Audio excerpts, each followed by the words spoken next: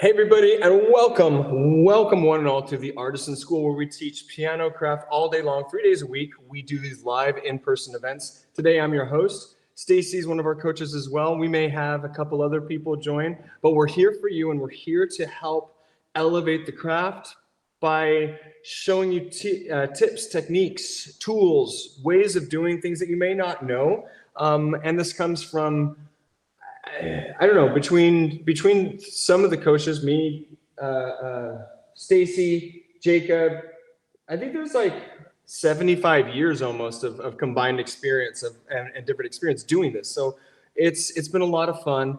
And today is a really important lesson, and it's in a series. And earlier on this week, we got to learn from one of our instructors, Jacob, about how we isolate, how we look for buzzes, clicks, sounds, zings, and the methodology behind that. And it was beautifully done. My hats off to Jacob, because he said that, you know, we need to think of the where the sound is coming from, and that might be that takes diagnosing.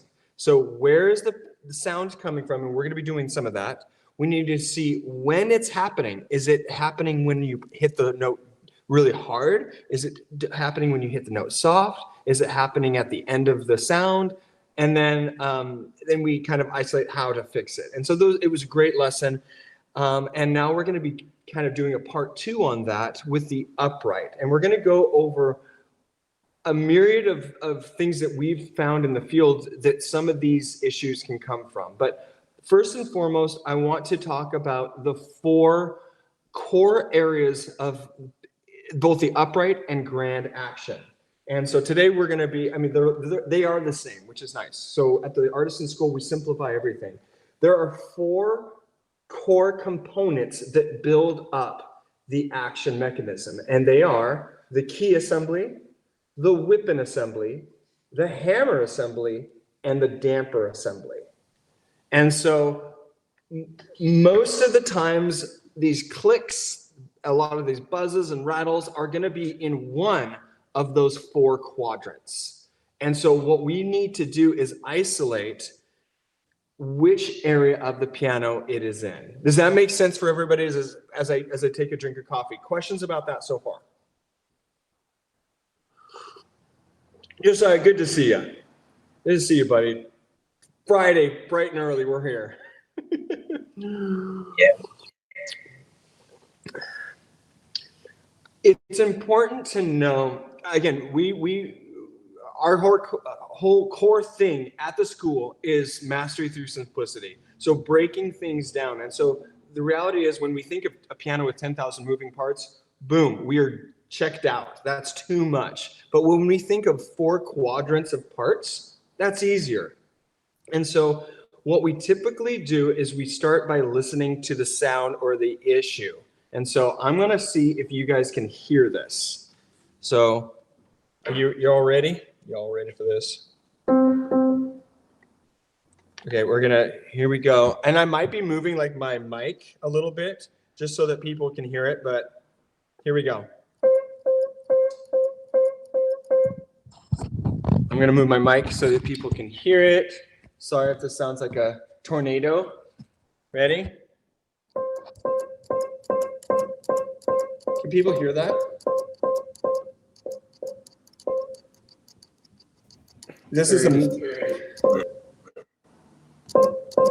metal. This is ASMR. My kids are like, Dad, piano ASMR.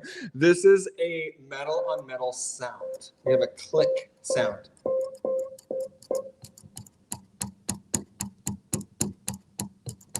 Thumbs up if you can hear that. Cool. All right.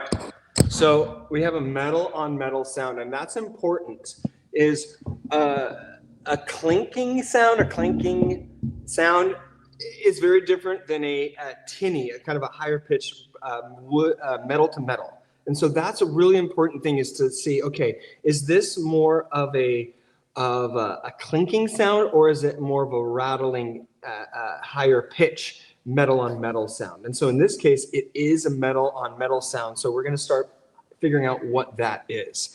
And so what we're going to be doing whenever we're working on this is it is in this key right here. So this is the note above middle C. So the first thing I'm going to do is lift the action. I'm lifting all the parts upwards, forwards, so that I can just hear, okay, is anything happening in the key? Can I get the key to make that sound? I'm also lifting up the key. Okay, no issues. There's no weirdnesses to the key. I'm all good to go there. Okay, so now what I'm going to do is lift up from the Wippen, just right down here below. I'm going to lift and see if I can hear that sound. I can hear it. Okay. So what I want to do before I go and isolate it is I also now want to move these hammers closer to the strings, and guess what? I can't hear the sound. So I know from this that somewhere in this Wippen is a sound.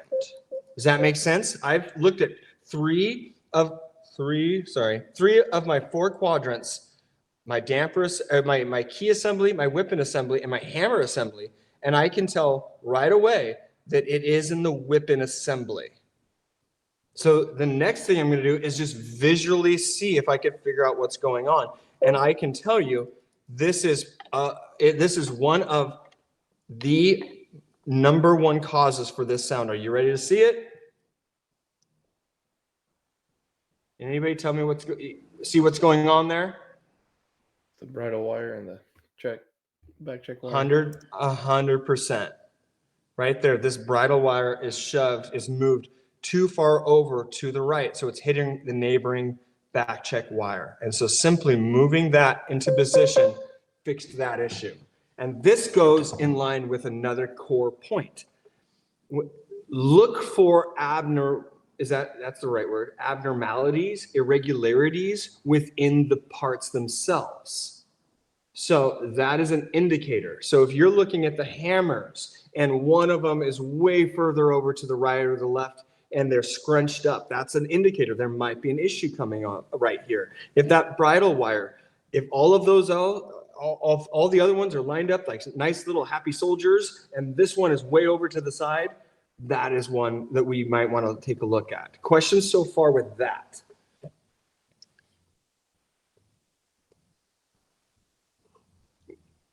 You guys are quiet today, just waking up. I get it. But this is the methodology that we're going to be going through with this, is when we hear the sound, we need to see, okay, get in our mind, is this a click sound or is this more of a rattling, twangy sound? So it's like, is it wood or is it metal on metal? The next one I want to show you is this right here. So get ready.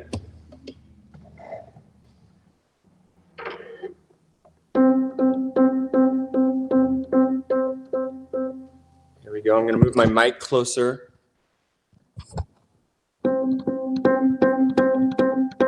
Hear that? It's a kind of a rattle sound. There you go. That's different. That's a different sound. That's kind of a knocking rattle sound. And that's different than the metal sound we just heard. Can you hear that, Robert? Kind of similar to my grand. Yeah, right. Yep. Cool. So the first thing that we're going to do is, again, the same routine.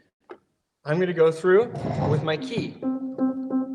Okay, I'm going to lift up these parts, and I'm just going to go and see if it is at all in the key first. Nope, I can't simulate it. Okay, now I'm just going to go through and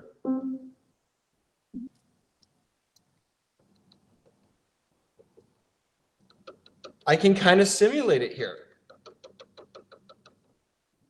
So here's the neighboring one, nice and quiet. Here's the one that's problematic. So I'm like, okay, it could be in the Wippen itself. So what I'm going to check is to see if there's any side-to-side play. That's a big one. So if that Wippen screw that holds the flange is loose, and we would notice that it would be moving, but no, it's not doing it. There's something else going on. And so if we follow and look upwards, we then see, okay, well, it's not, the Wippen itself isn't loose, but guess what? Can you all see that? We have something going on with the pinning. Something's going on with that hammer flange. So what I'm going to be doing is then I just kind of go through and I'm like, geez, look at that. All the others nice and tight, but this one way, way loose. What's the first thing I'm going to check with this to see if it solves it? That flange screw. 100%. I'm just going to check this flange screw right here. I'm going to go through here, stick my screwdriver in there, and just tighten it down.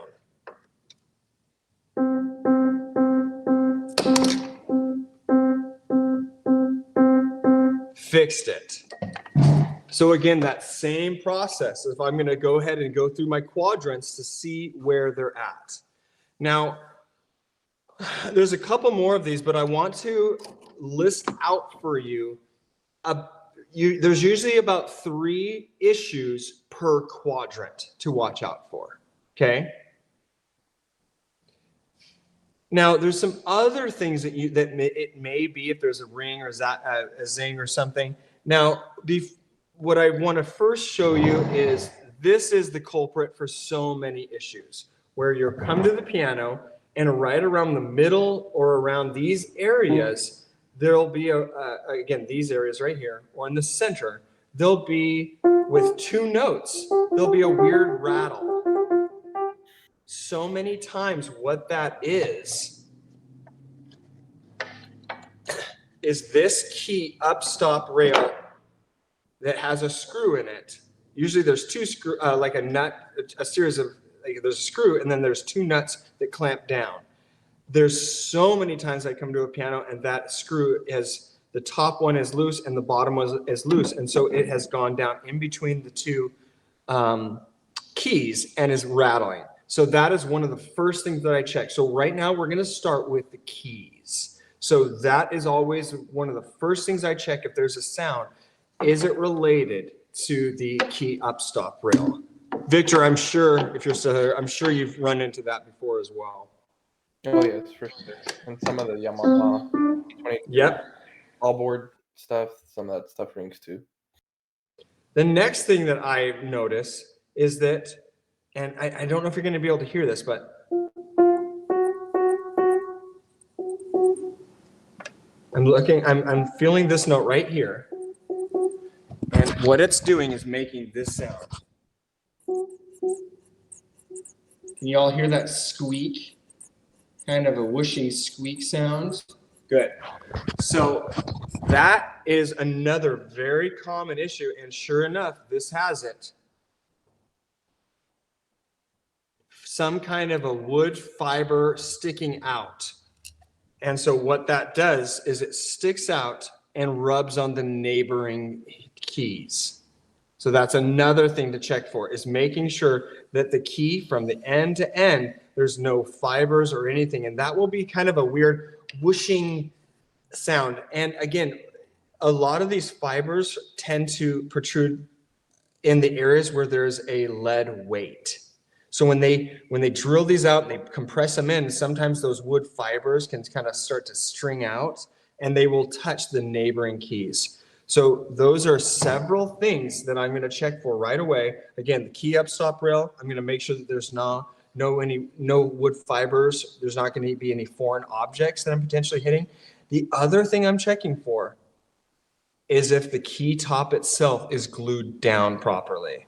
There's been so many times where it's kinked over off to the side and loose, and the key top itself may be rubbing or making a click or a sound. For the most part, those are the 3 or 4 things that I'm going to check for in the keys. Now, it could also be that the keys are knocking because of the key bushings being too loose, or it could be that the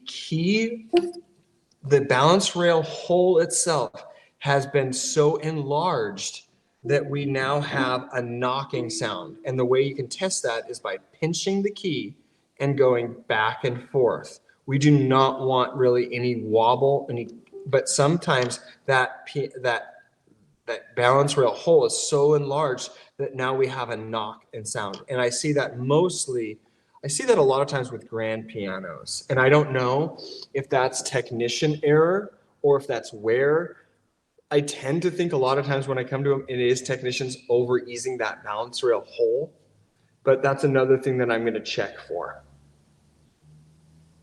I know the question is, well, geez, David, if you find that, what are you going to do with it on site? Probably nothing on site. If it's an elongated and enlarged, sound like a doctor. If you have an enlarged balance rail hole, you need to go ahead and glue size that or add a small shim. And that's something that's done off site. And we can go over that at another time. But those are some of the things I look out for. Questions about that? You do get squeaking from the balance rails sometimes. Run into that. You're right. Times. Let's keep going. You're right. Victor, thank you.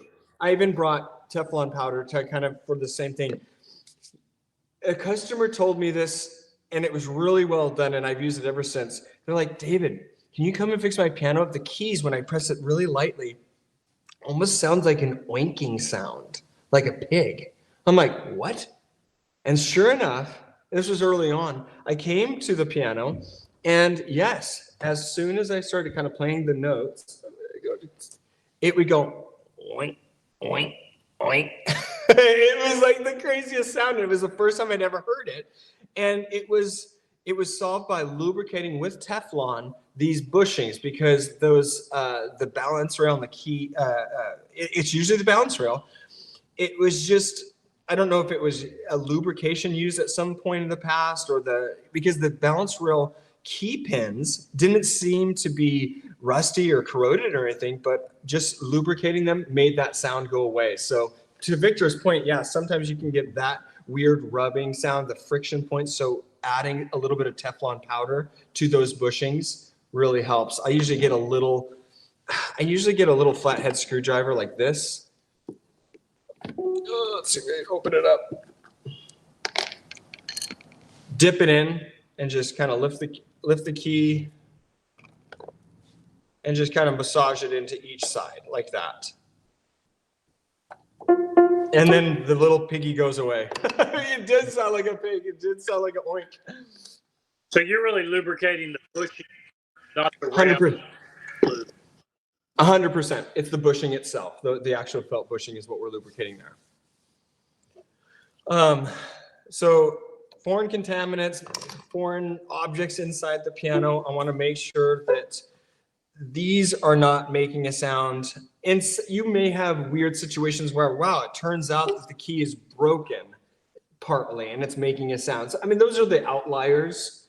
But again, the nice thing about this, the principles that we're showing you here is you will easily be able to isolate given the quadrant. So again, I'm always starting with the key, seeing it, how is it that I'm able to replicate this sound? And right now, we have another sound. Yeah, go ahead, Victor. I guess I didn't think about this right now. I guess you can kind of, depending on the piano, it's going to change a little bit. Like a spinet, it's different than a full-size upright. But like on spinets, you're talking about the key. Sometimes it's an outlier. But on a spinet, I found that at the back, since it's holding that sticker, I've had them crack a lot more. I've had a spinet key crack more than like a full-size upright because of that, because of the back. So if it's a spinet, the key may be cracked in the back where it holds the sticker. Victor, that is such a good point. It does crack a lot of times for spinets, but Victor, do you think also because sometimes these keys make this crazy drastic bend, you know? Yeah. Mm-hmm. It's weird. It's a space-saving thing. They have to like conserve space, but usually around the treble end, they're making a dog. They're just going off to the side, and that joint can break. Yeah, now that I think about it too, even the key themselves are thinner, and so I find that the black keys on spinach crack a lot more right there in the front bushing. Right so there in the front. Yeah, if you're trying to use a easing tool on a spinet, I wouldn't use one of the push easing tools. You wouldn't use pliers. Because then I've cracked the key before with the other Yep. style. Yeah, that's a good point. Oh my gosh, that's a really good point. But it does, you know, it's nice to know some of the key culprits. Again, what Victor and I are talking about are more of the outliers.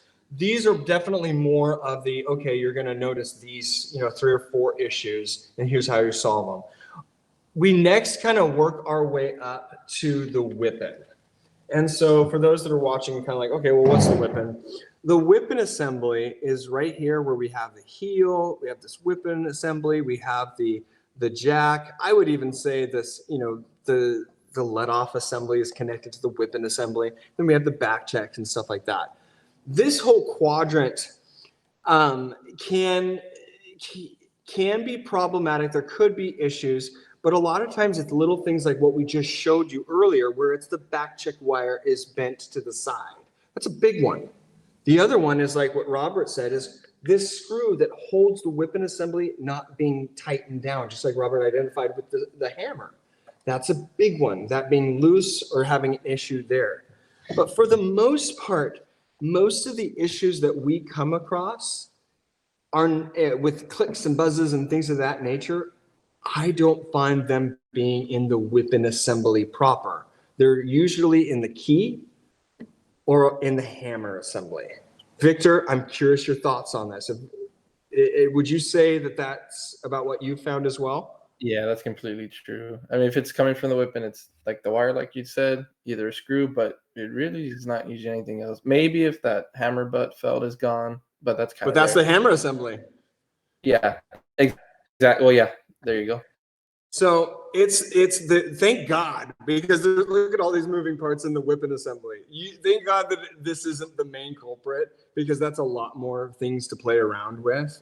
But for the most part, the hammer assembly and the key assembly and then the hammer assembly are going to be more the main culprits.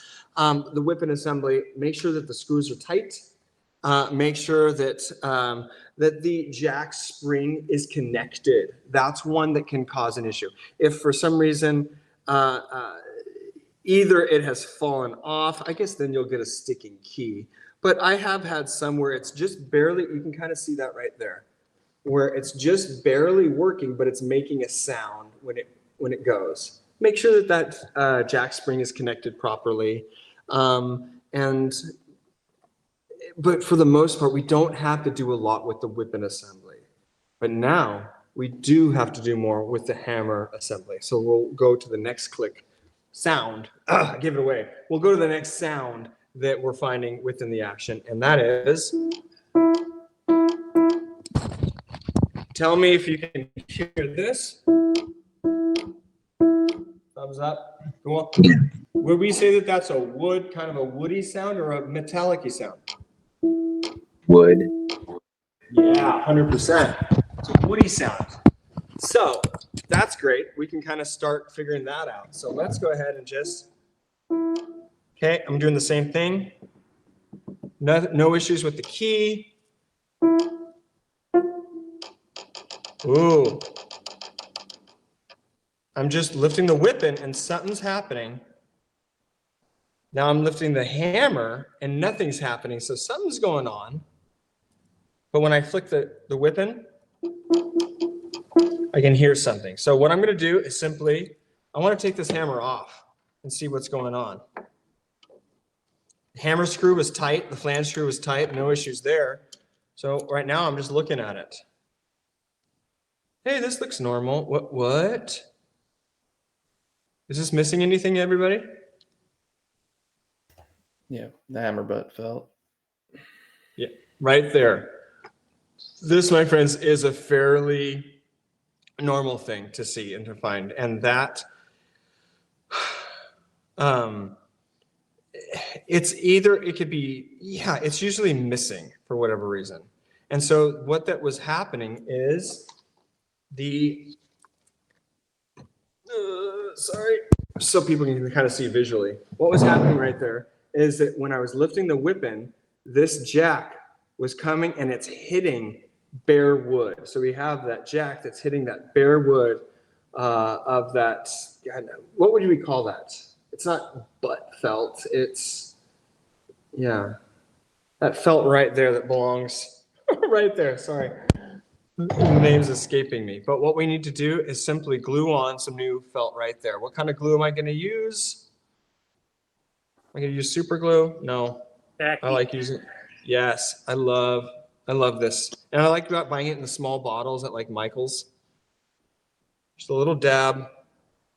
Boom, right there. We're good. I'm surprised that jack would even escape if it's stuck all the way on the wood, that it might be too far under the butt. Yeah, I was actually surprised at that as well when I sabotaged it. I was like, oh, it's going to work? Okay. So with that in place, again, a lot of times what I'll do is if I'm tuning the piano, I'll do this repair, but then I'll keep it off to the side so that it dries, so that I'll tune the rest of the piano and then come back to this now that it's fully cured and install it back in the piano.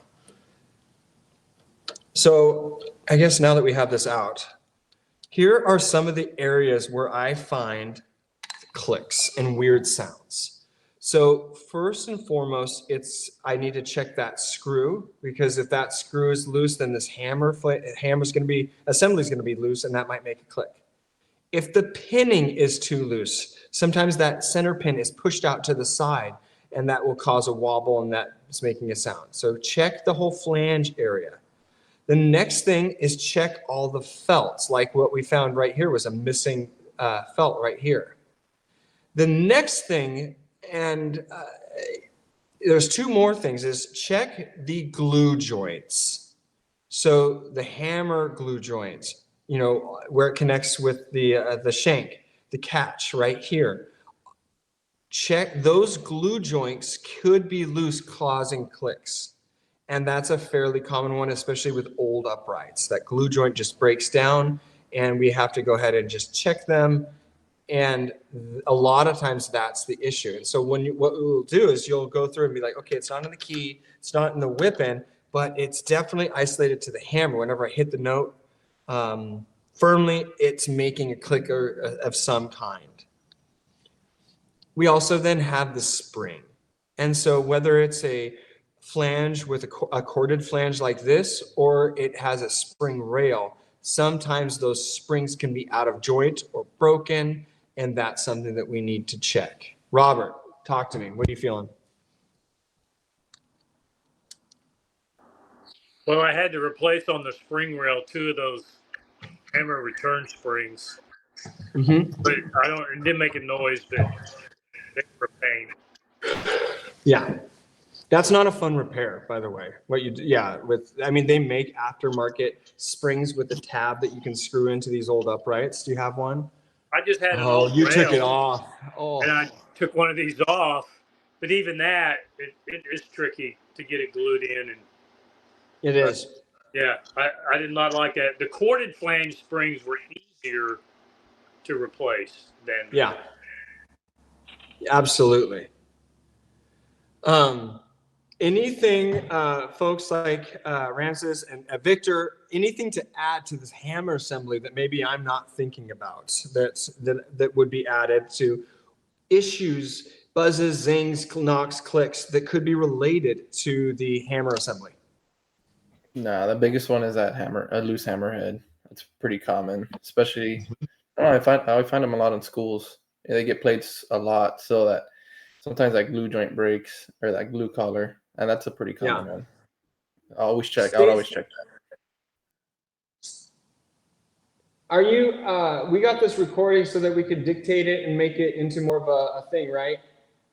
Yes, sweet. I'm like, this is probably good to kind of just have this all written out in a way, and then that way it can be sent out. So that'll be nice, so that we can really kind of have this listed out in a way that's very systematic. So On eliminating things, what about the let-off button or the screw? Has anyone found any noises with that, or is that one, except for the felt falling off, is that ever a problem?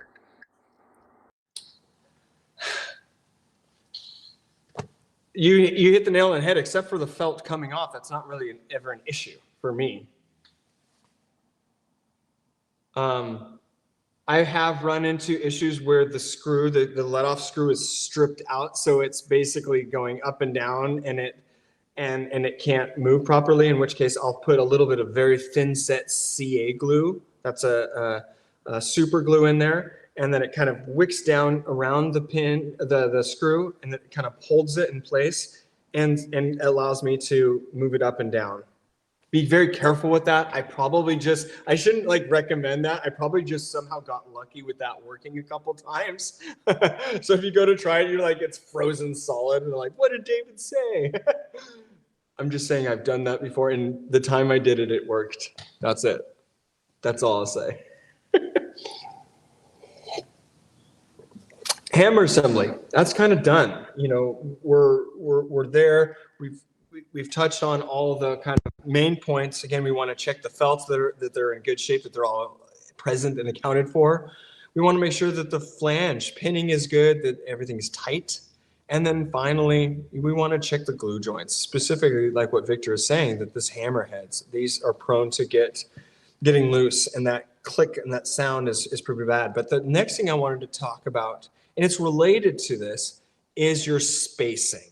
So you're going to find that there's another sound, and it's related right here. You see, wait, other way. Dang it, where is it? There. Between these two, the spacing is not right. And so that we talked about that a little bit just a bit ago, and that is making sure that the spacing is consistent from like hammer to hammer.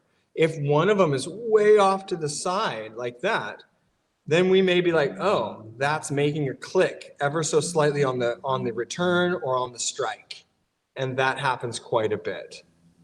And that's related to the hammer assembly because it's a spacing issue for the hammers itself.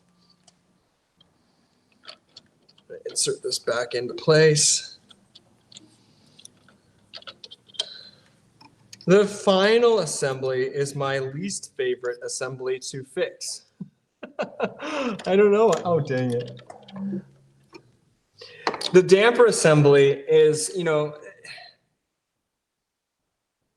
I think that technicians would agree that the damper assembly, whether it's on a grand or an upright, you're going to watch me try to fish out a screw. The damper assembly, whether it's a grand or an upright, there's a lot of factors at play, and I'll try not to do two things at once and actually get this thing screwed back in, but it just shows you kind of how you have to focus on getting everything. Now, does anybody have one of those like magnetic or locking screwdrivers that locks the screw when they do this? I think we should do that as a giveaway, and maybe I can spin the wheel and get it because I don't have one.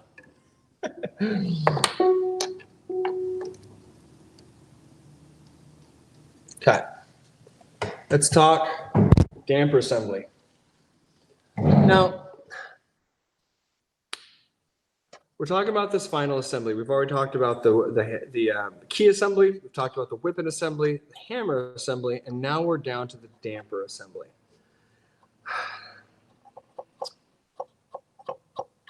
There's several things that I notice as common things. There's about 3 of them. And one of them being the texture or the density of the felt itself can make a sound. So with a lot of old uprights, these damper felts get harder and harder. They're packed in. Maybe somebody spilled some grape juice on it, you know, and they get harder and harder. And so when you play the note and repeat it, it's a harder surface hitting the string, and it's making a click, a knock, something like that. Aside from replacing that felt, there's really nothing you can do. I've had some amount of success by roughing up that felt with a file. Ramses, what about you? Have you tried anything that's worked aside from replacing the felts? Yeah. I've sanded them a little bit with my checkering file, if it's the flat felts, just to kind of help it. But either adding felts or replacing felt is really the only solution for that. That's the main thing that I notice We also may have this spring, but again, that's going to cause other issues. But sometimes there's issues with this spring. Maybe it needs to be lubricated. Maybe it's out of joint. And then finally, there's a felt here, and I've had this issue where there's a felt right here at the bottom. Boy, let's see if I can get some light on that. Right here at the bottom where this, where the spoon connects and touches the damper lever. And sometimes that felt could be missing or it's corroded. But again, that's another felt issue, right? For the most part, as long as everything's tightened down, again, we want all of our hammer, Wippen, and damper assemblies to be tight, the screws tightened down. But for the most part, as long as it's tight and the pinning's there, it usually is a felt issue causing the problem.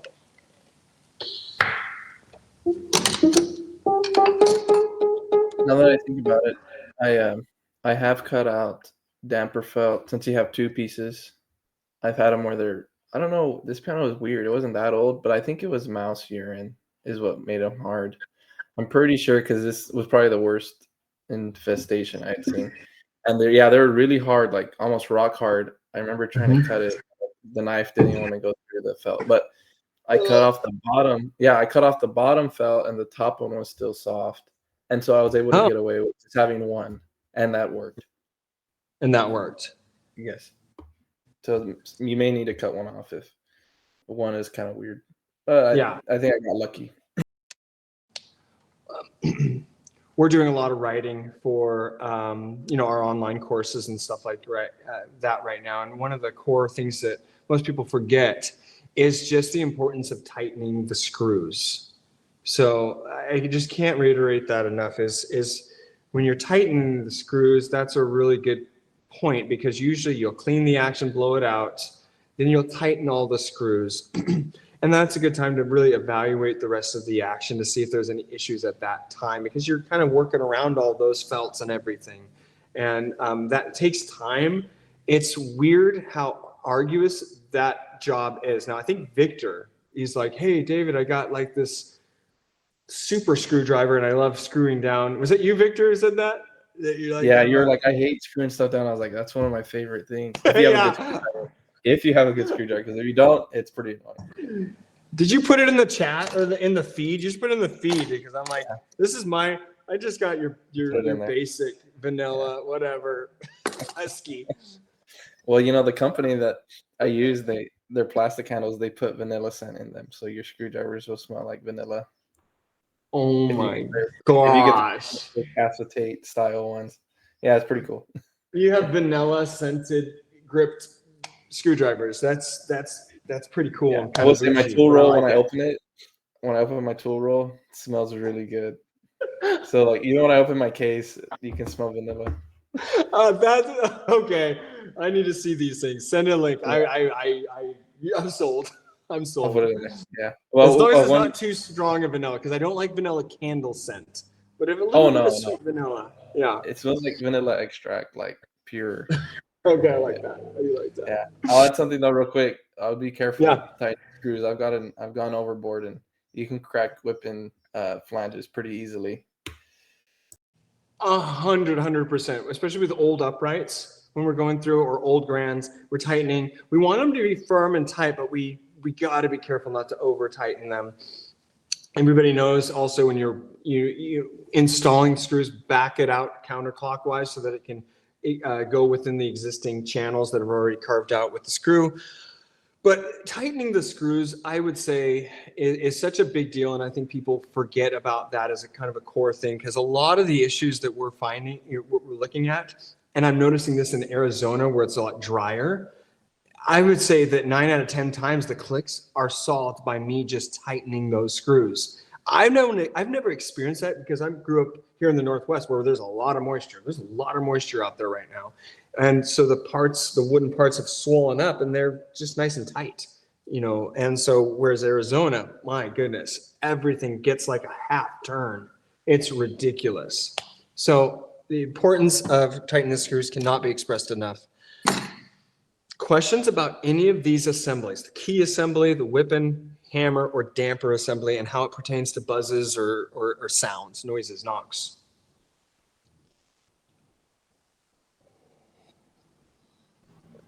David, have you found that some companies, like some screws are more loose than others, depending on the brand?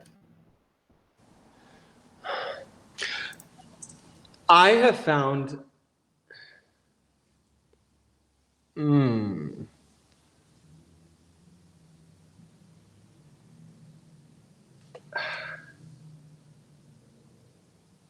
no, it's age for me.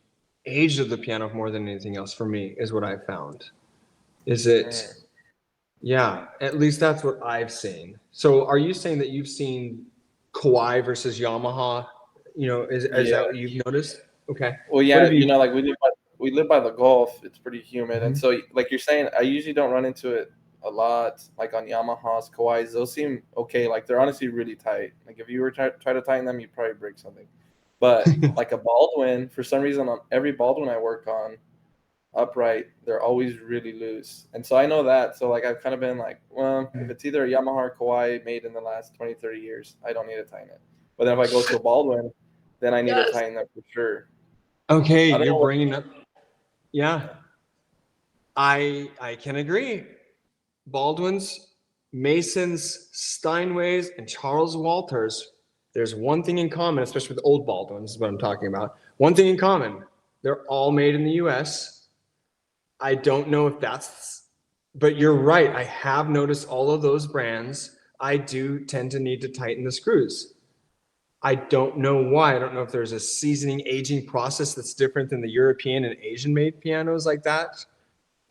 That's a good, whoa. I never even thought about that. That might be true.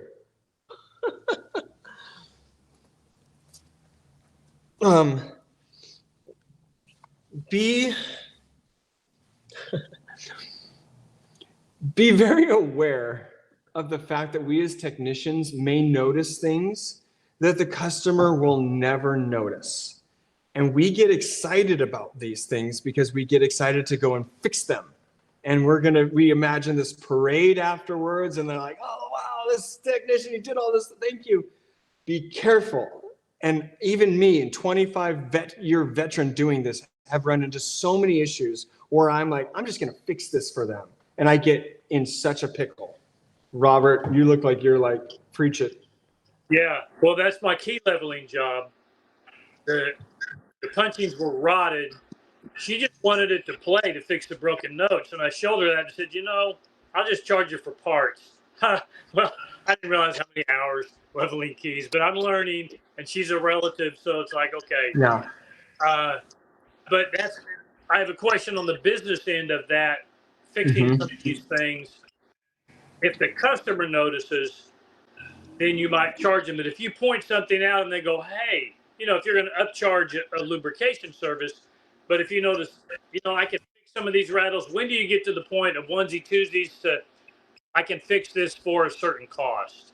Where's that line where you put it into the charge category on some of these noises?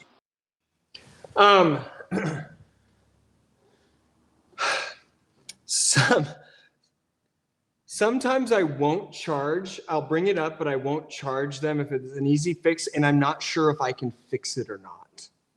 Does that make sense? So I'm like, I think I know what this is. I think if it is what it might be, I can fix it really quick. But I don't want to charge them for this in case it is not a long-term fix, and I don't have the time to do it. So I don't want to back myself into a corner. So sometimes I'll be kind of generous and just be like, I'm going to try to fix this one little thing, and it's, it fixed it and it's easy. So what's an example of this? Pedals is an easy one.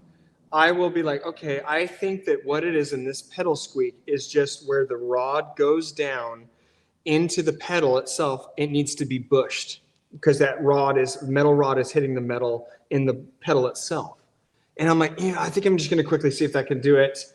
I don't want to spend any more real time on it. I don't want to go and bring the customer in and talk about charging them $50 to do this. I don't know if it's going to fix it, but I'm just going to try it. That just became a value added. It worked. I put it on the invoice. Cool. Thank you.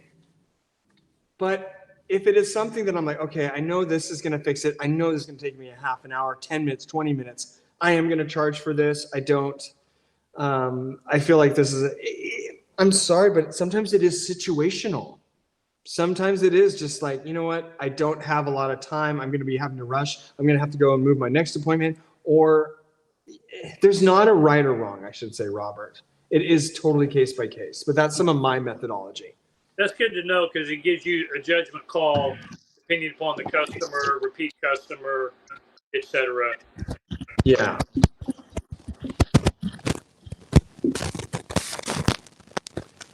Don't. I do want to say that it is important to fully inspect and show your customer the findings. Not only, and I'm not saying that for your own benefit of maybe you can, bid extra work and they'll offer more work and they'll do it. But a lot of it is actually kind of to cover yourself. Hey, I came to the piano and I noticed these 3 buzzes or these 3 clicks or this, and this. Okay, here's what it would cost to fix it. You do not have to do that. Yeah, okay, thank you for showing me. I didn't notice those before. So what happens, oh my gosh, what happens so often is you will get a call and they'll say, great, Victor, I want to have you out to tune my piano. I haven't played it in 20 years. I'm dusting it off. I'm going for it. And you're like, okay. And you're going there assuming, oh, they know about all these clicks and rattles and everything. But no, they don't, because you're the thing that's initiating them playing it. You've just tuned it, and now they're going to start playing it and find all of these little issues. And guess who they think there is to blame? You. I didn't notice these before.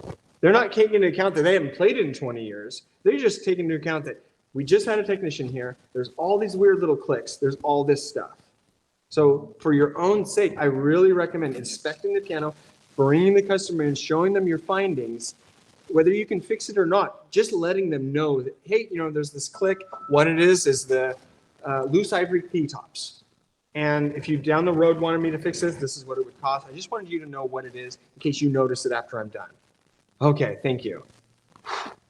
Can't tell you how many times I've had to go back. And it is so difficult to explain to the customer, I didn't touch your pedals and do this. I didn't unglue all of these key tops. I didn't pull the damper felt off of your hammer or the hammer felt off your hammers. It's like they don't believe you. So that's why I really recommend in that service, show them everything. So on uprights, I found a couple sources of rattles on the pedal rods where the pin, whether it's the damper bass lift or the soft pedal with the pin at the end of the rod that goes into the action, is the rubber grommet is gone. So it just rattles as you're playing. Yep. Do you carry rubber grommets? Because I've asked the customer for Scotch tape and just wrapped it up really quickly, and that always fixes it, but it's not a very professional fix. My go-to has become sticky back name board felt. So this is name board. I don't know if I have any on me. This is name board felt that comes in a roll, and it has a backing that you just pull off, and it's sticky. And I have been using that. I literally used it for that same purpose the other day. I cut a 2-inch piece, and I wrapped that and stuck it around that pin, and it seated, also in the base, and it worked perfect. It wrapped around that. Now, granted, for those that are watching this and they're a seasoned tech, they're like, well, the density of that name board felt is not consistent with the German density meant for that type of felt. I get it. Okay. This is a great fix, and I have found that it has lasted quite a while. I haven't found any issues, but that is a felt that you could use. So in answer to your question, Josiah, I usually carry leather and felt. I don't carry rubber grommets. I think some of our technicians do. Stacy doesn't. Some of them. Don't some of them? Yeah, some of them do. And shaft, I think they're like 40 cents plus $300 shipping. So zing shaft, sorry. But yeah, you can get those on shaft and probably Howard Industries. You can buy them online. I typically just carry leather and felt assortments to do that kind of thing. But you're right, where that rod connects either at the action point or at the trap work assembly, that's those are critical points. And then what I mentioned earlier, where you'll have the arm come out of the pedal assembly down below, then you'll have a little a screw comes down, and there will be a nut at the top, and then it will hold that pedal upright. And where that screw goes down inside that pedal, that needs to be felted a lot of times, because that can make just a zing ever so, or a creak ever so slightly when the pedal's depressed.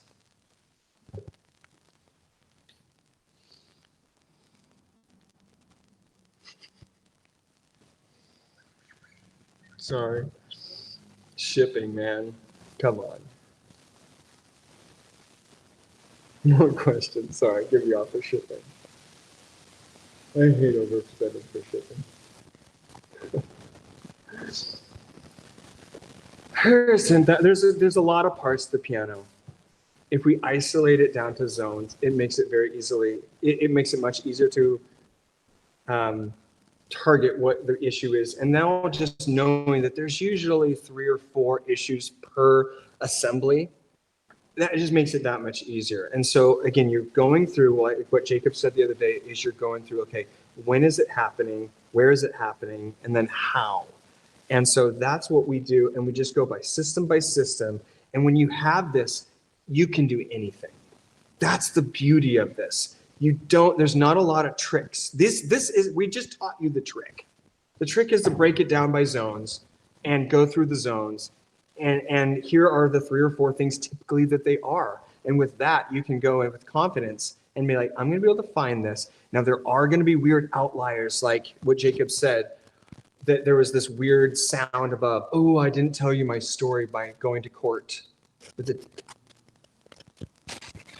We have time. Questions before I tell that horrific story?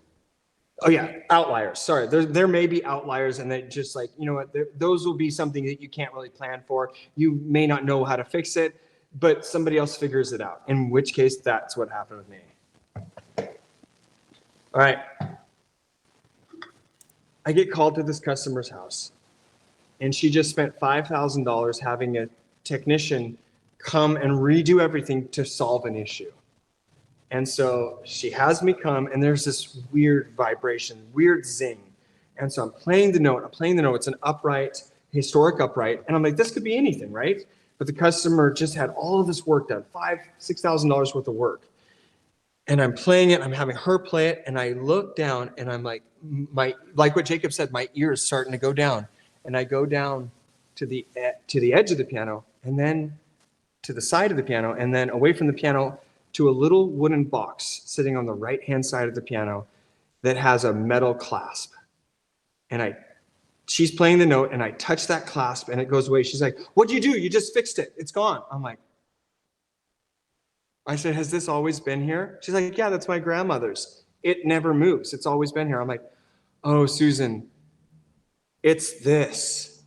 And she looked at me. She's like, are you saying I just spent all this money and had the piano moved out and had it brought back in, did all this work, and that's what it was? And she storms out, and she's on the phone, and she comes back. She's like, are you willing to testify and if we take this person to court? And I'm like, whoa. I'm just here to fix this. She's like, no, I am suing this, just like all of this stuff. And I was like, whoa, it was a very awkward situation. I just said, I don't want any part of that. I'm glad we found the buzz. And she's like, yeah, I am glad too. But what do I owe you? I'm like, no charge. I'm out of here. Bye. I don't want any. That was a weird situation, in which case the buzz wasn't even related to anything here. And the technician before me went through all these things and went through and replaced all of these other parts, these other assemblies, and couldn't figure it out. And it turned out that if they would have just moved around, did some of the stuff we're talking about, they might have not gone to court. I don't even know what happened in the end. So, but yeah, all that to say is use these same principles. We're gonna on Monday, we're gonna go through the grand portion. There's a little bit different things to check out for. But if you have questions between now and Monday, go ahead and we'll talk about them on Monday. Other than that, have a great weekend. Hopefully this is helpful. Hopefully this at least gives you more information so that you can kind of play around with this and have more confidence, because that's what we want. You to feel confident and secure and safe doing your work. And again, not to scare you with that story. That's 25 years. I've never had a situation like that. That's not a common thing with the whole court thing. You don't have to worry about that. Just be a good person. Listen for buzzes.